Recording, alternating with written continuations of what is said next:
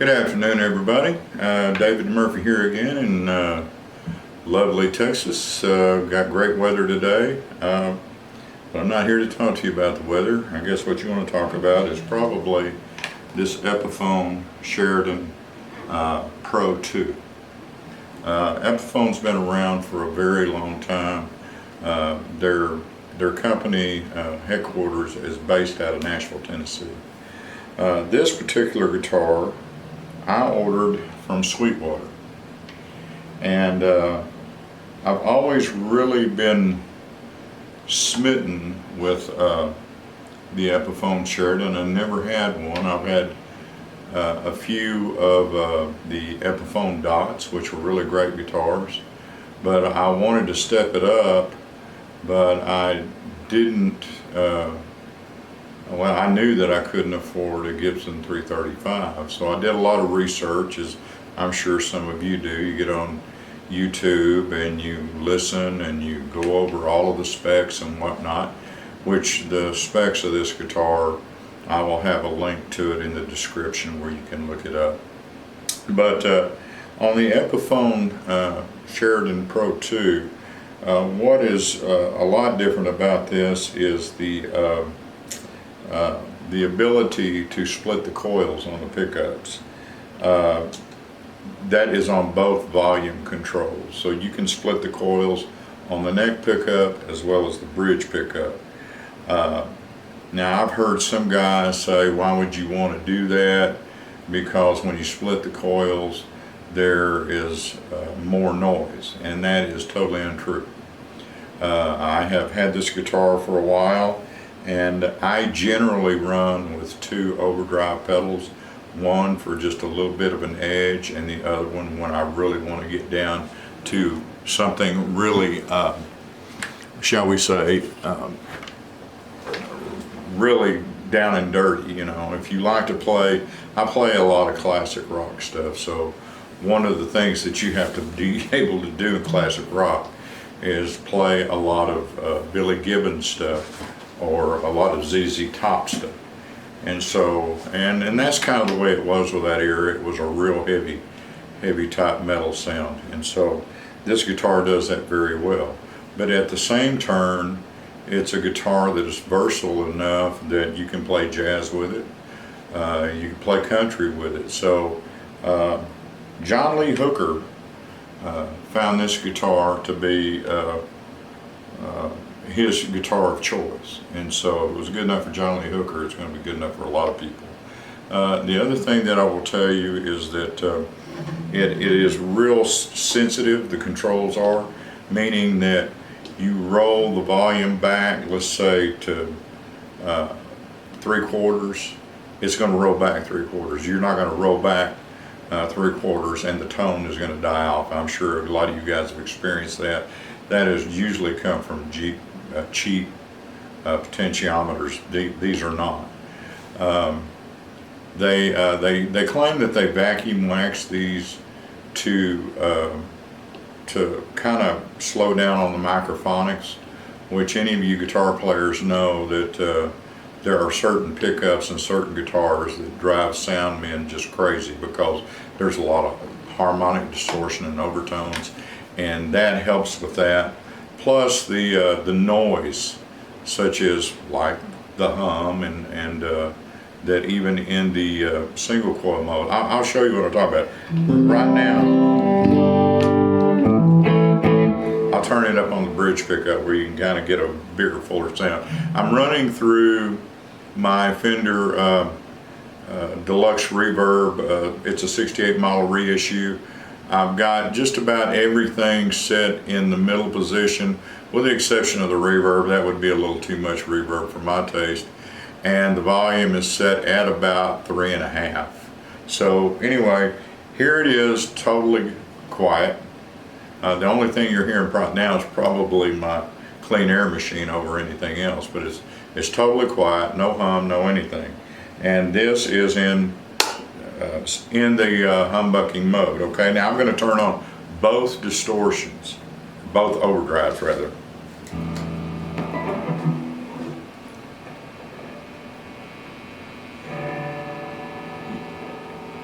Okay, you hear a hum and a buzz, and if I split the coils,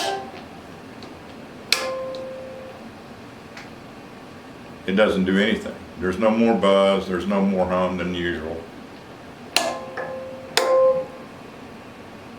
Nothing. So, and just to give you an idea of what it sounds like with a really dirty sound, here you go. And this, I'll put this is the bridge, all right?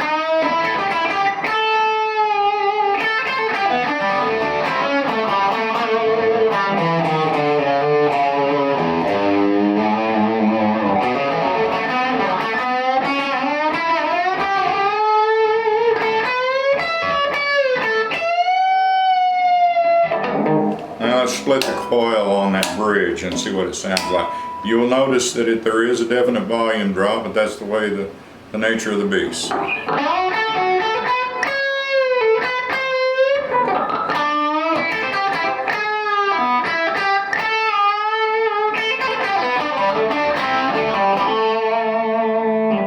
Middle position.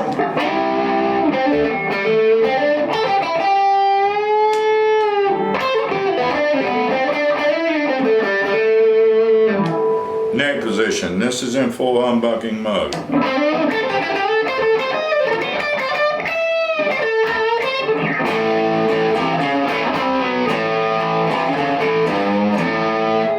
I'm going to split the coil on that bridge pickup in while we've got the dirt on.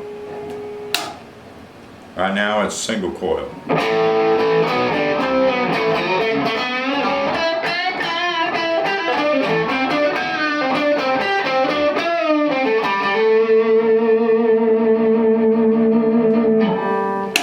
So it gives you just a little bit of a thinner sound. Where you can really hear it is not so much when it's in the dirty mode, but when it's in clean mode. Alright, here we go. No effects at all, except maybe a little bit of reverb. Alright. Bridge.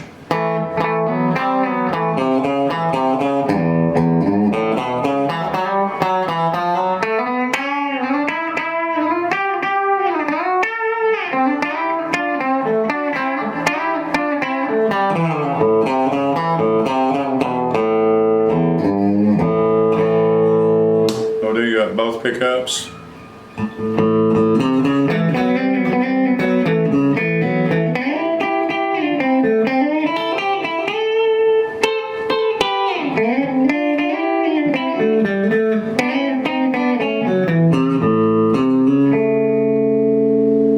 And now the bridge, or excuse me, the neck.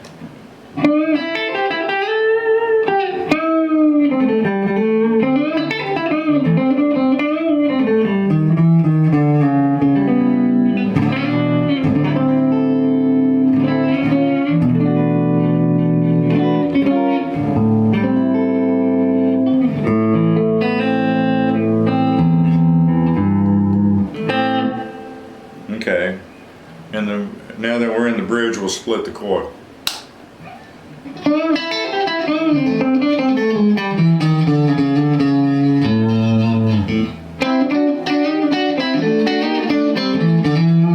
So you need to make sure you've got your amplifier set correctly.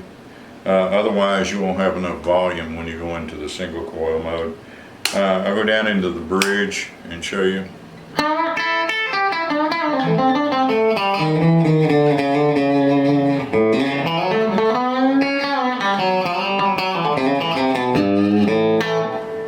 Okay.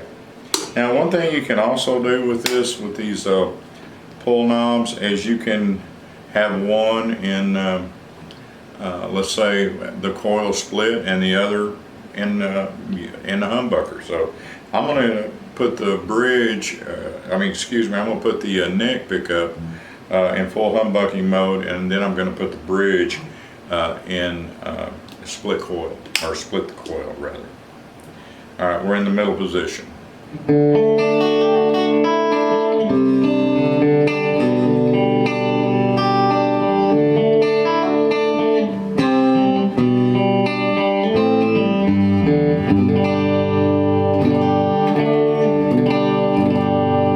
it in.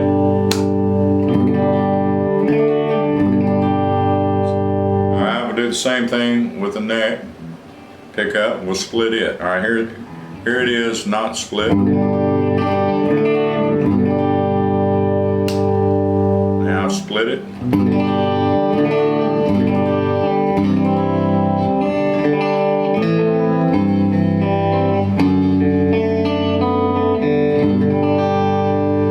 I like that. That's pretty nice, having the neck pickup split, because sometimes the neck, the neck will always kind of overpower the bridge pickup, because it's just the positioning of it. You always hear that better, because the human ear hears mid-range better than anything else. But that is the versatility of this guitar. You can play any kind of genre of music on it that you want to play. Now, the color, they call this ebony. I call it black. That's basically what it is. But the binding and everything on this guitar is really nice.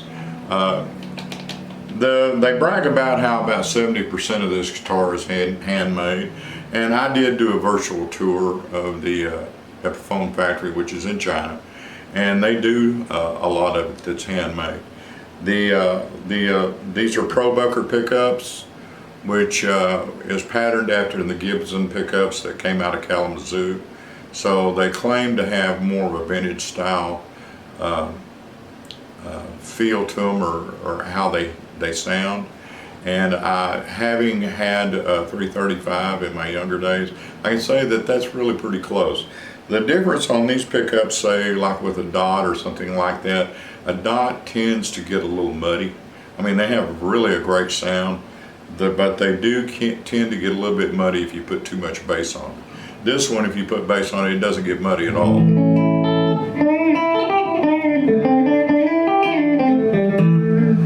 It comes with Grover tuners. Okay, so even though it is not manufactured here in the United States, there's a lot of parts on this that are. So keep that in mind. Tune-o-matic bridge, and the neck is a Paul Ferro neck. The neck is kind of slimmer, and I find it really nice and easy for me to play because I have smaller hands. The nut width on this, I want to say, is like what do they say here? It's 1.68 is what it is. And the nut is what they call a Graphtec new bone nut. I don't know what that means. I don't know if it means it's really a bone nut or what, but it is very nice. It does look like bone to me, and so I'm going to say that it is either a reasonable facsimile thereof, but it sounds very good. It is a urethane finish, so it's not like that real high gloss polyurethane finish that you got, but it does have a really nice natural shine to it. And the neck is very slick, you know, even though it is a finished neck, it's not overly finished where you're going to stick a lot. I got this at the top and the sides, and this is laminated maple. Okay, it's really very nice. I love the way they've kind of done the F holes seem to be a little bit larger. John Lee Hooker called this a 335 killer. I can understand that. It's a lot of guitar for the buck, which I checked online at Sweetwater today, which is October the 15th, was $6.99 plus tax. They generally are really good about working with you.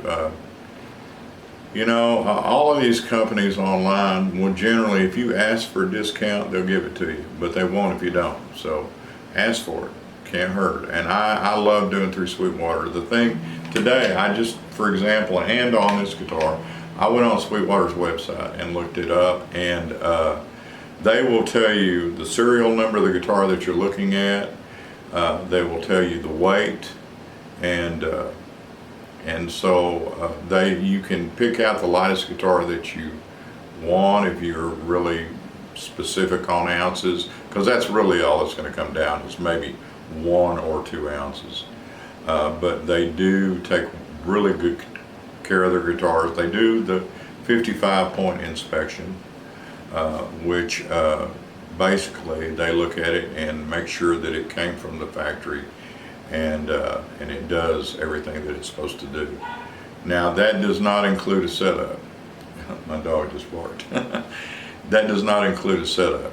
So I would strongly recommend that you get the guitar set up. I have never bought, well, I say never. I bought one guitar one time that was set up perfectly, and that was a Gibson Les Paul Standard. And I have not had any guitar in my life other than that was set up perfectly. This will be no exception. If you take it straight from the factory, it will be playable. The intonation may not be perfect, but that's not covered in the 55-point inspection. They're just looking at it to make sure that the guitar is in perfect condition for you to have. They don't want anything coming back that's defective. And generally speaking, even with shipping problems right now, I didn't have any problems getting mine within 3 or 4 days. I don't expect you will either. The one thing that I will tell you to do, I'll go back to setting it up, I would go ahead and have it set up, because that you're going to have it done anyway, and they're very reasonable, and they have luthiers there on site. And if there is any other problems, the luthiers can catch it before you will. So you go ahead and figure into your budget to spend the $75 or $85, whatever it is going to be, if you decide not to have it done there. I think they're a little more reasonable than everyone else. But they also take excellent care of their guitars, and their customer service is beyond reproach. So I would buy from them. I'm just that smitten with them. But other than that, what I will tell you is the neck is a 12-inch radius, which is pretty flat, really easy to play. I don't really care much about radius as long as the bridge follows the contour of the neck. And in this case, it's pretty flat, and the bridge does do that. 22 medium jumbo frets, which makes it just real easy to play.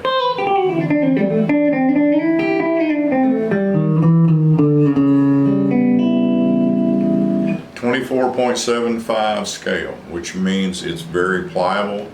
The longer that scale sometimes, the heavier it gets. The strings that it comes with, I can't remember the brand, but it comes 10 through 46, which is what I play. If you prefer something different, that's really up to you. But I think you will be smitten with this guitar. If you're really wanting something to equivalent of a Gibson 335, but it's just not in your budget, this is it. I mean, look at this. And I love that Tree of Life headstock. I love that. And I'm really glad that Epiphone has changed that headstock. I don't really get too much into aesthetics, but that is something that has really always bothered me. And they have changed that on practically all their models now. But look at that, would you? Is that not beautiful?